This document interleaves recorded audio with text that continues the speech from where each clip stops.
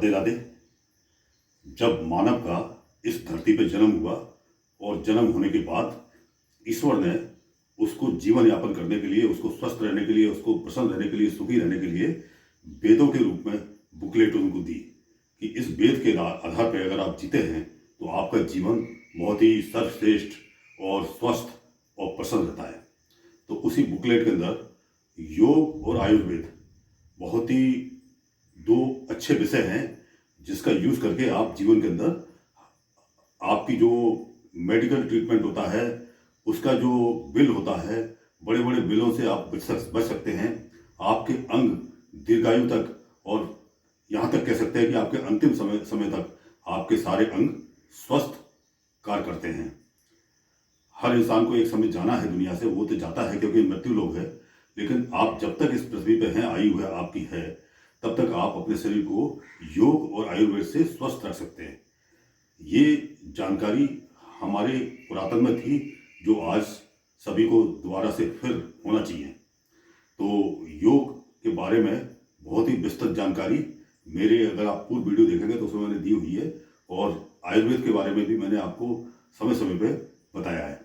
तो आज मैं आपको बताता हूँ कि आपके जो पेट है, पेट के अंदर तमाम ऐसे रोग होते हैं जिससे हमारे शरीर में विष पैदा होता है। अगर हमारे जितने भी शरीर के रोग हैं उसकी आरंभ पेट से होता है। पेट में जब खाना डाइजेस्ट नहीं होता है, आंतों में सड़ता है, तो वहाँ विष पैदा होता है। धीरे धीरे हमारा रक्त दूषित होता है और हमारे अंगों की सक्रियता कम होती है और हमारे अंग बीमार हो जाते हैं। तो हमारा पेट जो मल मूत्र जो है, हमारा जो बैग है, वो साफ होना चाहिए। तो उसको साफ रखने के लिए हमारे आयुर्वेद के अंदर बहुत से उपाय हैं। योग तो आप करते हैं, करना चाहिए, और योग के साथ साथ आयुर्वेद का यूज भी दैनिक जीवन में करना चाहिए, उसकी जानकारी होना चाहिए। तो पेट साफ के लिए मैं आज आपको एक बहुत अच्छा बेहतरीन उपाय बताता हूँ, और स्किन प्रॉब्लम के लिए भी जानकारी आपको देता हूँ। तो वो ये सब मैं यूज़ कर रहा हूँ, मुझे इसके लाभ पता है, तो आपको मैंने सोचा कि आपको भी शेयर करें। तो आप देखिए तो हमारा जो पेट है, लीवर है, आते हैं, इसके अंदर हमें कई प्रॉब्लम इस तरह की होती है, कब्ज रहता है, गैसेस बहुत बनती हैं। तो उस कंडीशन के अंदर अगर हम एक योग तैयार करेंगे घर में तो वो आपको बहुत फायदा करेगा। तो हमारे आयुर्वेद के अंदर जो हर है, जिसको हरण भी बोलते हैं, वह है, उसको माता कहा गया है। वह है 2500 हमारे पेट के रोग का इलाज करती है, और हमारे कब्ज को भी वो साफ करती है। तो हरण का यूज़ किस प्रकार से करेंगे, और उसके साथ दूसरा हम यूज़ करेंगे सौंफ को। सौंफ, जो बड़ी सौंफ जो अचार के अंदर डलती है, उसको आप लेना है। तो आप 50 ग्राम हरण लें, 50 ग्राम आप सौंफ भुनी लें, और 50 ग्राम सौंफ आप सादा लें। मतलब 100 ग्राम सौंफ को आधा आधा भाग करके आधा भून लें, आधा आप वैसे ही रखें उसको सादा, और 50 ग्राम हरण है।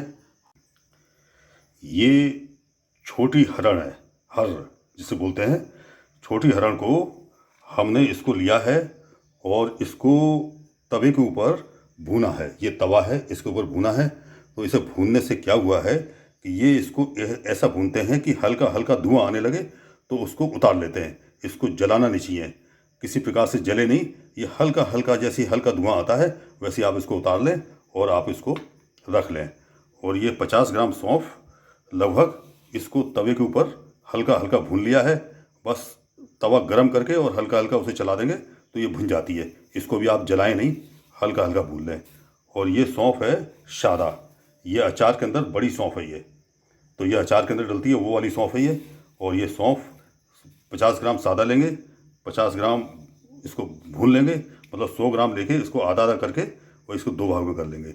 और ये हरण को आप भून के इस तरह से रख लेंगे, और इस तीनों को मिक्सी के जार में डाल के इसको पीस लेंगे। और पीसने के बाद आप इस तरह एक उसमें, जैसे ये इसमें पाउडर आप देख रहे हैं, ये लास्ट टाइम यूज़ करने के लिए बनाया था और अब ये ख़त्म हो गया है, तो ये दोबारा बना रहे हैं। तो इसको आप बना सकते हैं। इसका लाभ ये है कि आपके पेट में गैस नहीं बनती है, आपके पेट की, आंतों की सब गंदगी बाहर हो जाती है और आपका कब्ज ख़त्म हो जाता है। और ये बहुत ही उत्तम उपाय है गैस और कब्ज़ के लिए।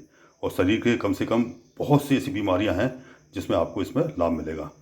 इसके साथ ही मैं आज आपको बताता हूँ कि हमारे शरीर के अंदर जो स्किन रोग होते हैं, चर्म रोग होते हैं, तो चर्म रोग के अंदर आजकल आजकल जो अप्रैल का महीना है, ये ऋतु, इसमें पूरे चारों तरफ पेड़ों पे कोपल आती है।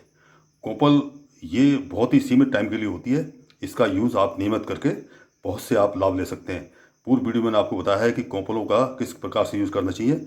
आज मैं आपको बताता हूँ कि नीम की कोपल अगर आप यूज़ करते हैं तो किस तरह से आपके जो स्किन डिसीज हैं, और विशेष तौर पे जिसको सफ़ेद दाग है, उसके अंदर ये बेहद हितकारी है।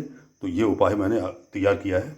ये मैंने कोपल ली है, नीम की कोपल ली है। उस कोपल को मिक्सी के जार में पीस लिया है, और पीसने के बाद इसका जो अनुपात रखा है वो करीब, जैसे ये 250 ग्राम आपका जो है कोपल तैयार होती है, तो उसके अंदर 20 ग्राम आप काली मिर्च डाल दें। तो काली मिर्च जब कोपल के साथ पीसेंगे, उसके बाद आप निकाल लें और इस तरह से उसकी छोटी छोटी गोली बना लें।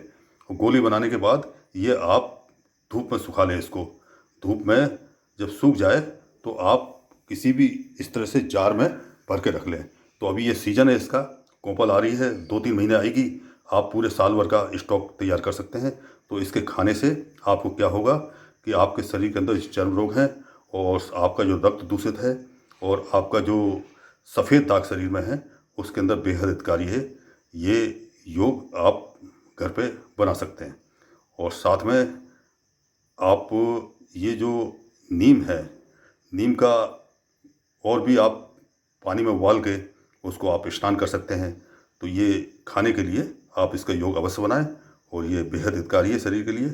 फोड़े, फुंसी, रक्त दोष, सफ़ेद दाग, और ये स्किन डिसीज समाप्त करती है।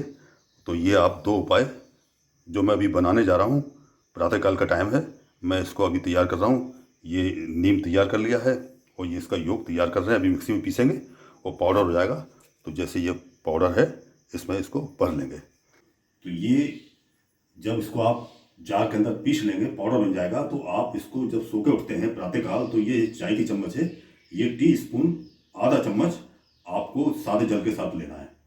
और इसकी ज़्यादा मात्रा आप ना लें, क्योंकि ज़्यादा मात्रा से आपको दस्त हो सकता है। तो ये आप समुचित मात्रा लें।